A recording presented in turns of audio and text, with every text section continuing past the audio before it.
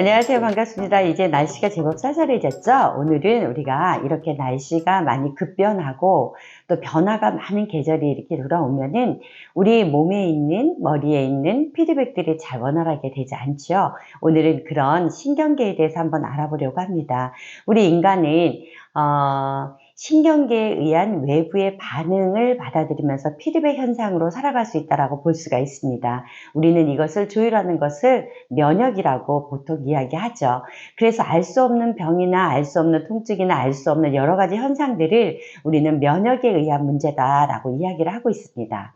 그런데 오늘은 여러 가지를 이야기하면 굉장히 많이 혼돈스러울 수 있거든요. 그래서 아주 간단하게 이야기를 하고, 오늘 이 이야기를 하는 이유는 앞으로 구아나사, 벨마비 이런 것으로 굉장히 많은 여성들이 미용상의 문제와 스트레스를 받고 있는데, 이 문제를 연재식으로 한번 다뤄보려고 하고요. 집에서 할 수 있는 마사지도 한번 해보려고 합니다. 그래서 오늘의 이론은 굉장히 중요하다고 볼 수가 있겠죠.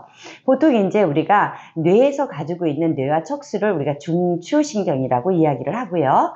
그 다음에 이제 거기에서 옆으로 횡으로 나오는 것을 우리가 이제 자율신경계, 말초신경이라고 우리가 이렇게 이야기를 합니다.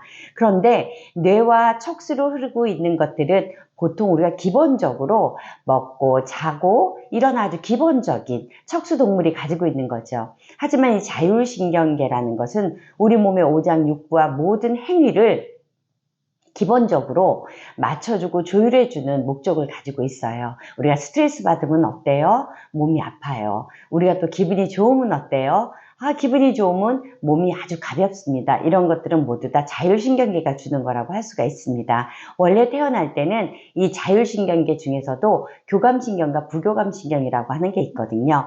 교감신경과 부교감신경 중에서 교감신경은 호랑이가 나를 잡으려고 쫓아올 때, 전력 질주할 때 나타나는 신경이라고 볼 수가 있고요. 부교감신경은 밤에 내가 편안하게 아주 좋은 음악을 들으면서 내가 릴렉스하면서 쉴 수 있는 그때 나타나는 게 부교감신경이에요. 그런데요, 사람은 에너지가 있어야 살지 않겠습니까? 그래서 태어날 때부터 65대 35% 정도로 가지고 태어납니다.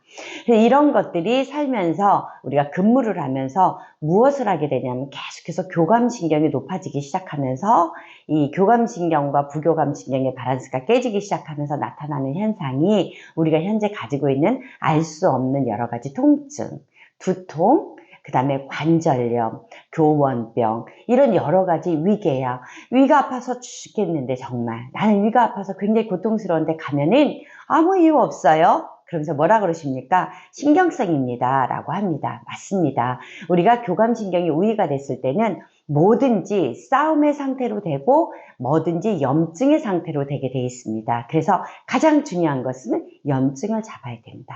그러면 무엇이 중요할까요? 마음의 평안이 중요합니다. 마음의 평안이 중요한데 우리가 열심히 노력해도 마음의 평안이 되지가 않아요. 왜 그럴까요? 스트레스로 계속 눌려지기 때문이죠. 그래서 우리가 테라피를 받고 아로마를 사용하고 그 다음에 이제 여러 가지 힐링을 갖게 되는 건데요.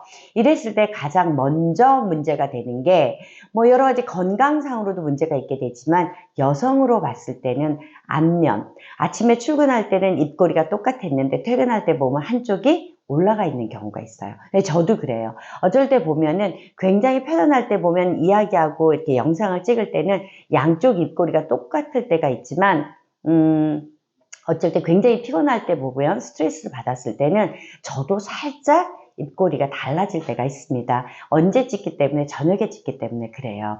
그래서 이런 경우를 보면 안면에 있는 미주신경이라고 하는 12개의 신경이 목의 3번에서 5번에서부터 나와서 얼굴을 감싸고 있거든요. 그 얼굴을 감싼 그 신경들은 모든 소화기관과 얼굴에 있는 근육을 움직일 수 있다는 겁니다. 그래서 여러분 기억하세요. 여러분 입꼬리가 위로 올라갈 수 있는 것도 미주신경, 근육이 움직이는 거죠.